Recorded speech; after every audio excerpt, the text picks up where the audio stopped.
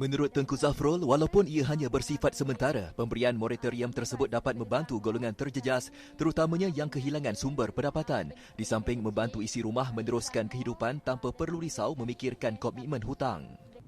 Namun, bagi mereka yang masih terkesan dari segi kewangan dan mungkin memerlukan kemudahan penyusunan dan penjadualan, diseru agar mendapatkan bantuan awal dan bersasar. Ini dapat dibuat dengan menghubungi institusi kewangan masing-masing atau agensi kaunseling dan pengurusan kredit AKPK bagi mendapat khidmat nasihat.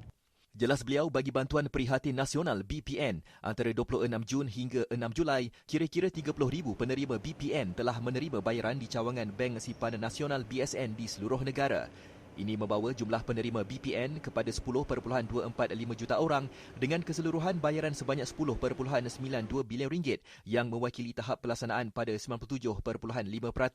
Sehingga 6 Julai, 140,000 individu bujang dan isi rumah telah menerima bantuan BPN berjumlah 120 juta ringgit daripada peruntukan 139 juta ringgit.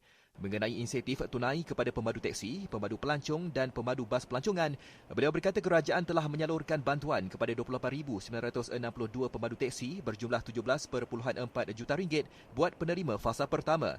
Bagi penerima fasa kedua, tarikh permohonan rayuan telah ditutup pada 1 Julai lalu dan sedang dalam proses semakan.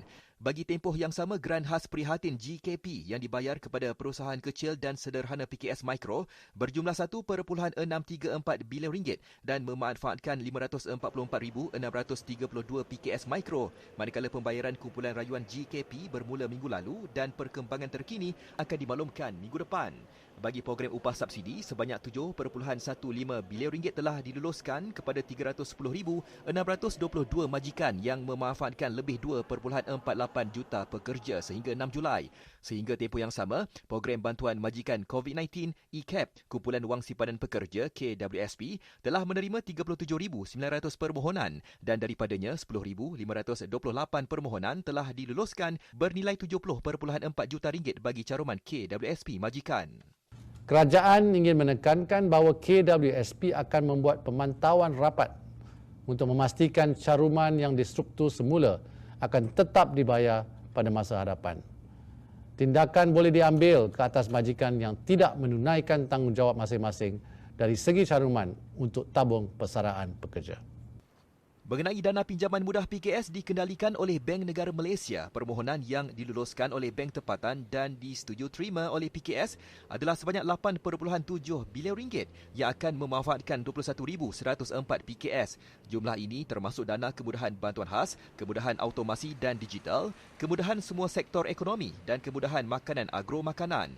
Manakala di bawah skim kredit mikro BSN, sebanyak 8,737 permohonan daripada peniaga mikro telah diluluskan bernilai 296.99 juta ringgit dan Tekun Nasional meluluskan 25,278 permohonan bernilai 192.98 juta ringgit.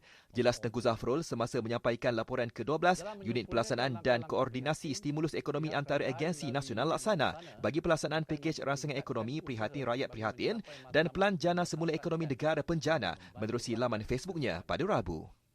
Saudara dan saudari yang dihormati, seterusnya, saya ingin mengulas sedikit mengenai Pelan Jana Semula Ekonomi Negara atau Penjana. Pertama,